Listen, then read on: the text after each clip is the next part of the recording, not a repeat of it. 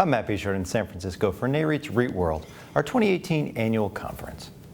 Joining me today is Spenser Allaway, retail analyst with Green Street Advisors. Spenser, thanks so much for joining us. Yeah, it's a pleasure. Thank you for having me. Now, the retail landscape continues to change, particularly in the mall space.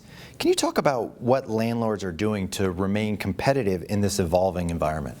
Yeah, so generally speaking, we're seeing landlords focus on two key areas. So first, they're investing in their centers, and this ranges anywhere from the more traditional renovations. So this would just more or less improve the overall curb appeal of a mall.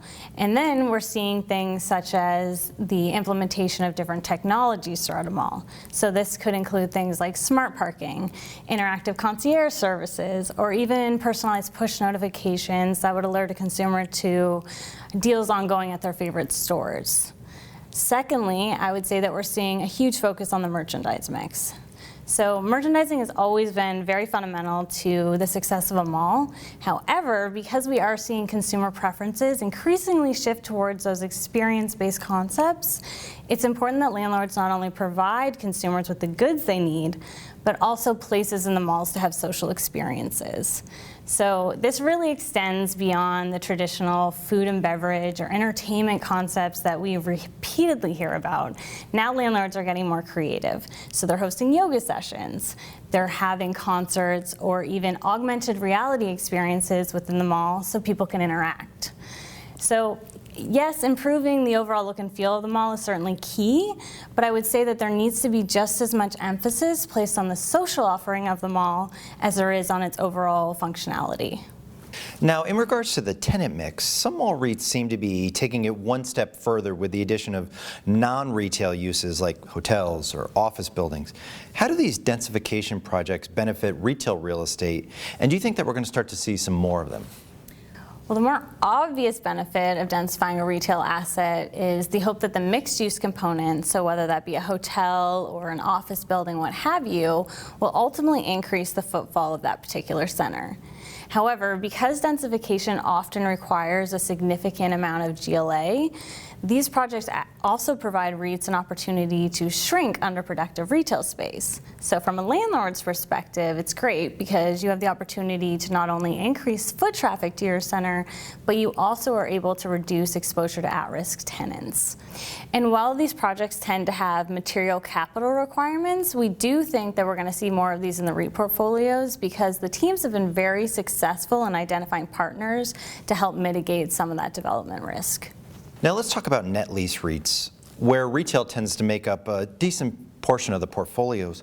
How is this sector positioned to weather some of the changes we're seeing in retail? Yeah, it's a great question because, as you said, retail does make up a significant portion of the REIT portfolios. But it's interesting because unlike the mall business, which we all know is highly susceptible to e-commerce and ongoing store closures, net lease is a much more insulated business for several reasons. So first, the portfolios are extremely diversified. So even if there were to be e-commerce disruption within a particular industry, or perhaps you had lackluster operational performance from a few tenants, the impact to the portfolio is going to be minimal. Secondly, the REITs have done a tremendous job over the last few years transitioning away from what we would deem traditional retail property into more service-oriented concepts that are inherently more insulated from disruption. And lastly, and most importantly, the average lease duration in the net lease space tends to be about 10 to 15 years, so this naturally protects the REITs against cash flow volatility. So overall, the general composition of the portfolios, coupled with the lease terms, tends to make net lease a much more stable business relative to the more traditional property types like malls or strip centers. And finally, while we know there's obviously a lot of headwinds facing the retail space, what are some of the few more positive things that are occurring right now in retail? Yeah, I would say the biggest thing that we've seen in retail so far this year has just been a more positive overall sentiment. So Green Street believes that this is largely a function of an improving retailer base. We've seen store closures slow rather significantly relative to 16 and 17. You have a healthier consumer benefiting from a fairly strong economy, as well as some tax cuts earlier in the year.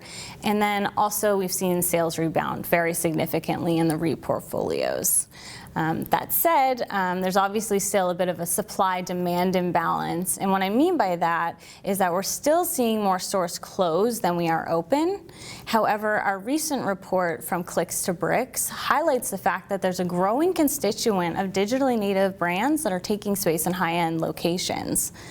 And the fact that these more innovative brands, which by the way are extremely cautious and selective in how they choose to grow, are saying that brick and mortar is a must in terms of their long-term growth strategy, this is a huge stamp of approval for retail real estate. So not only are we seeing the overall narrative begin to improve, but we're also seeing actual validation by way of these digitally native brands for the relevance of higher-end retail real estate. Spenser, thank you so much for joining us. No, it was a pleasure. Thank you. For more from REITworld 2018, be sure to visit Nareit's website, REIT.com.